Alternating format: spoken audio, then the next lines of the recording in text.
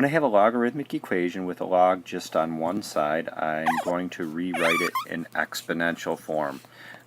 Base to the power of exponent equals number. In this case, the base is x plus 3. I'm raising it to the power of 2, which means I'm really going to multiply it by itself. And I'll set it equal to this number, x cubed plus x minus 2 over x. When I double distribute on the left, I'll have x squared plus 6x plus 9. And that'll be equal to this x cubed plus x minus 2 over x. And now I can cross multiply. So I'm going to be multiplying this by x, and I'll get x cubed plus 6x squared plus 9x is equal to x cubed plus x minus 2. I can subtract x cubed from each side, and because it's quadratic, I'll move everything over to the left. I have a 6x squared, and this 9x minus x would be plus 8x. And when I add this 2 over, I'll have plus 2 is equal to 0. I'm trying to solve this quadratic equation. Each of the terms can be divided by 2. That'll make it easier for me to factor this. And so this is a tricky trinomial, and I'm trying to find factors that'll make a 4. So sure, 1 and 3. So how about 1x plus 3x? And that way factor by grouping. That's a 3x. That's just not going to work.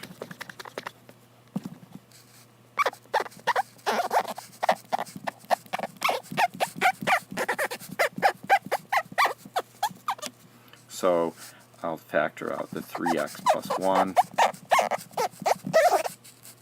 and I need to multiply that by the x plus 1, and set each of these equal to 0. So I'll have x equals negative 1/3, and x equals negative 1. When solving a trigonometric equation, a lot of times it's useful to make a substitution. In this case, we're going to replace cosine of x with x, so that would mean that cosine squared of x would be replaced by x squared, and I can rewrite minus 2 cosine of x as minus 2x. Now I'm going to go ahead and solve this quadratic as if it were a regular quadratic equation. In this case, I can factor out an x to get x equals 0 and x equals 2. Lastly, I'll replace x with cosine, and I'll reject this value because we know that cosine can never be greater than 1 or less than negative 1. Using our knowledge of special angles, we know cosine is 0 at 90 degrees and 180, and at 270 degrees. But I just realized there's a problem with the directions here. This equation has x's in it, but in the directions it talks about angle theta. So that's just a typographical error on our part. You could call the angle theta or x in this problem.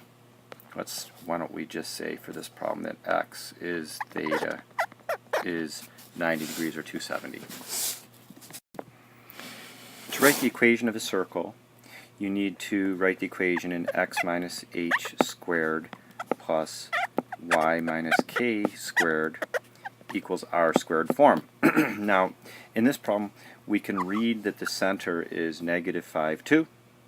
And so this is the h value that I'm going to put in here. So x minus that h would be x minus negative 5 squared. And this is the k value of the center. So we can write y minus 2 squared. And now, to finish this, we would need to find the radius. Well, the radius is the distance from the center to a point on the circle. the point on the circle is negative 8, 4.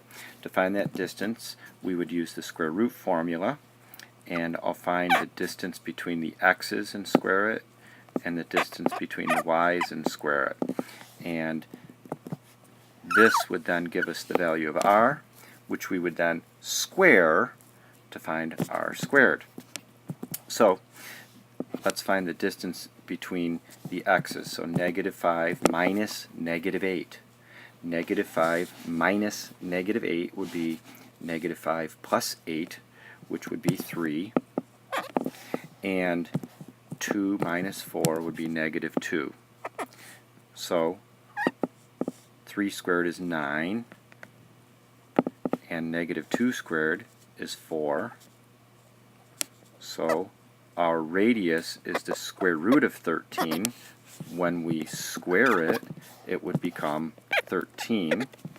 Lastly, I can clean this up a little bit. This x minus negative 5 would be x plus 5. And so our equation would be x plus 5 squared plus the quantity y minus 2 squared equals 13. To convert 3.45 radians to the nearest minute, we would first need to convert it to degrees, minutes, seconds. To do that, we're going to use the conversion 180 degrees divided by pi. Remember, our two choices are 180 over pi and pi over 180. What I tell my students is that we use the one that has what we want on top. We want to convert it to degrees, so I have the conversion with degrees on top.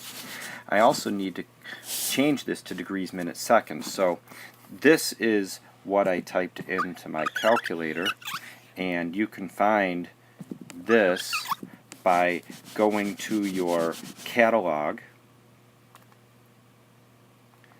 and then selecting choice 1 to get into the catalog and scrolling down to DMS. There's an alphabetical listing of the functions in your catalog. Once you've selected DMS, hit enter, you'll get this. We need to round it to the nearest minute. There's 40 minutes and a little more than 13 seconds, actually 13.5816 seconds. Remember, there are 60 seconds in a minute, so if this were to be half or more, we would round this up to 41, but half a minute is 30 seconds, and this is not at least 30 seconds, so I do not round this up to 41, I leave it as 40. In this example, we're trying to find the value of tangent A plus B. This formula is on your reference sheet. It states that the tangent of A plus B is equal to the tangent of A plus the tangent of B divided by 1 minus the tangent of A times the tangent of B. So to find tangent of A plus B, we would need to know the tangent of A, and we would need to know the tangent of B. In this question, they tell us the tangent of A is 2/3, but they don't tell us what the tangent of B is. They tell us what the sine of B is. So I made a right triangle in quadrant 1. We're told that angle B is in quadrant 1. And I labeled the sine. It's opposite over hypotenuse. I need to know this side so that I can find the tangent of B, which would be the opposite over the adjacent. I'm using Pythagorean theorem, and when I did that, I got 4. That means the tangent of B is 4/5. So up here I'm going to make a note. Tangent of A is 2/3, and tangent of B is, whoops, I think I said 4/5, but it's actually opposite over adjacent, which would be 5/4. So filling in the formula, I would have 2/3 plus 5/4 in the numerator, and I'd have 1 plus 2/3 times 5/4 in the denominator. Well, 2/3 and 5/4 have a common denominator of 12. By the way, you could type this whole thing in your calculator. I'm just going to do it out here. So I'd have a common denominator of 12. 3 goes into 12 4 times. 2 times 4 is 8. So 2/3 is 8/12. 4 goes into 12 3 times. 5 times 3 is 15/12. So 5/4 is 15/12. On the bottom I'm multiplying, so I get 1 plus 10/12. When I add the fractions on top, I'll have 23/12.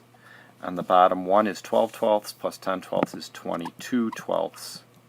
So it looks like I'm going to have 23/12 divided by 22/12. So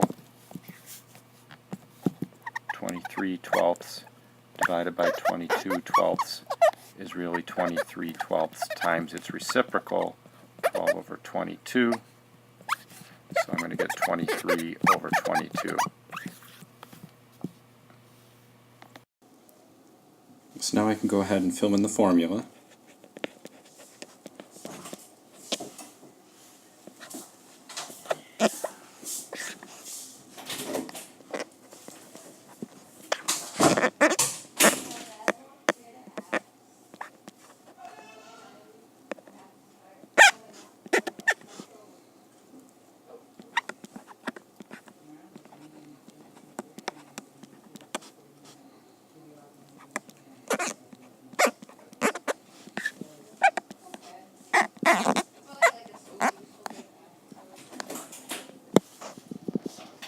Have a nice day.